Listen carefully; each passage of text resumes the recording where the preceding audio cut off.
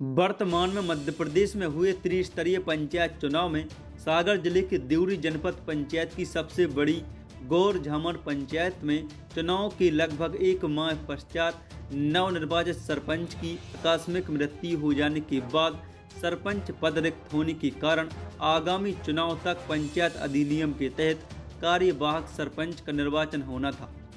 जनपद पंचायत द्वारा निर्वाचन प्रक्रिया पूर्ण कराने के लिए पीठासीन अधिकारी शैलेंद्र सिंह कज्जू को चुनाव प्रक्रिया पूर्ण कराने नियुक्त किया गया था, जिसकी प्रशासनिक अधिकारियों के आदेश के बाद चुनाव कराने की दिनांक 22 सितंबर 2022 गुरुवार निर्धारित की गई थी, जिसकी सूचना पंचायत के समस्त 20 पंचों को सूचित किया गया था, जिसमें उप सरपंच सहित सभी 20 पंच उपस्थित हुए और चुनाव प्रक्रिया शुरू की गई। मतलब कुल मिला के सर ये है कि आप जो है कानून प्रक्रिया के तहत ये कोई काम नहीं कर रहे, आप किसी न किसी नेता के दबाव में ये काम कर रहे हैं। आप स्वीकार कर लीजिए, हम छोड़ देंगे। मैं किसी नेता के दबाव में नहीं हूँ, नहीं मानी। मैंने जो भी किया शासन। चलिए सर, मैं मान लेता हूँ, पर इतना समय ज़्यादा नहीं चलेगा। रावण का नहीं चला है, आप तो पता, रावण हम भी पढ़ते आप भी पढ़ते हैं। फिर इसके बाद में अभी जो इतना घमंड जिस तारीख 3 को ख़त्म मेहमान है, तो अपन को अगली 3-4 तारीख तक बनाना चाहिए। वो उस बीच में कभी भी बना सकते हैं और जो 1 महीना तक रहेगा उसके बाद कस्ता पन्ना का चुनाव किया जाता, जो आज दिल्ली में आया था, परंतु पंचों की सहमति नहीं हो पाई।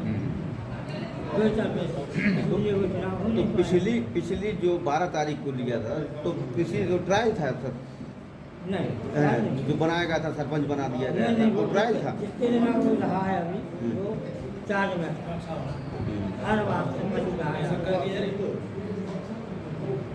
तो इनको दोबारा चुनाव कराने की प्रक्रिया क्या रही है आपके लिए? पिछली बार जो 12 तारीख को हुआ था, वो तो यही था कि चुनाव करवाया था। नहीं, वो चुनाव नहीं था। वो क्या था? वो क्या था? आप बता तो कार्यवाहक सरपंच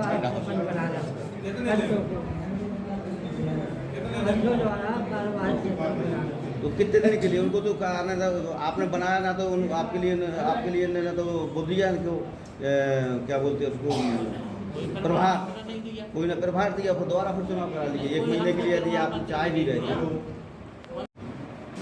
आप बैठ जाओ, दीवार जी आप बैठ जाओ।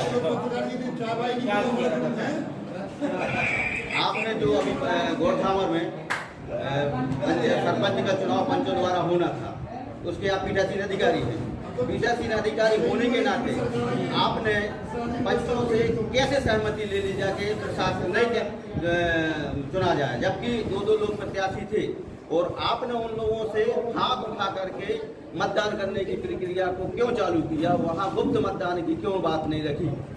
गुप्त मतदान की बात रखी थी कि 2 किस्म के चुनाव होते हैं, ये बताया गया उन दोनों पूरे पंचों को।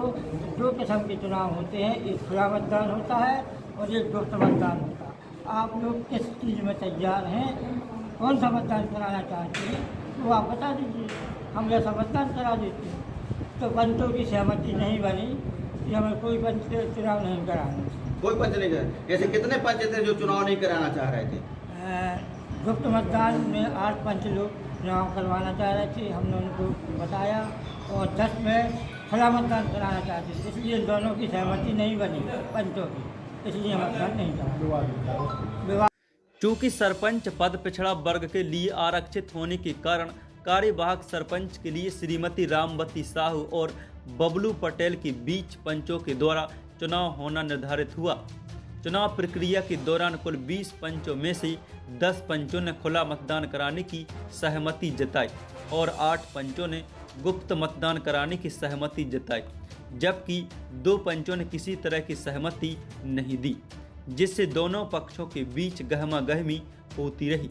जबकि एक पक्ष गुप्त मतदान कराने पर अड़ा हुआ था, जिस कारण आम सहमति नहीं बन पाई, जिस कारण पंचों के द्वारा प्रस्ताव रखा गया कि चुनाव नहीं कराया जाए और प्रशासनिक चार्ज किसी शासकीय कर्मचारी को उपचुनाव होने तक नियुक्त किया जाए। चुनाव प्रक्रिया के दौरान श्रीमती रामवती साहू पक्ष निष्पक्ष रूप से अप्रत्यक्ष प्रणाली गुप्त मतदान कराने के लिए अड़ा हुआ था।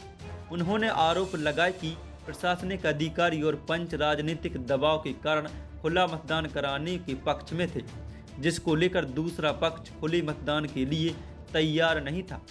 उनका आरोप था कि इस तरह की चुनाव प्रणाली से निष्पक्ष चुनाव नहीं हो सकता, जिसको लेकर एक पक्ष की ओर से वाद विवाद एवं गहमा गहमी होती रही। अंत में चुनाव प्रक्रिया पूर्ण नहीं हो सकी।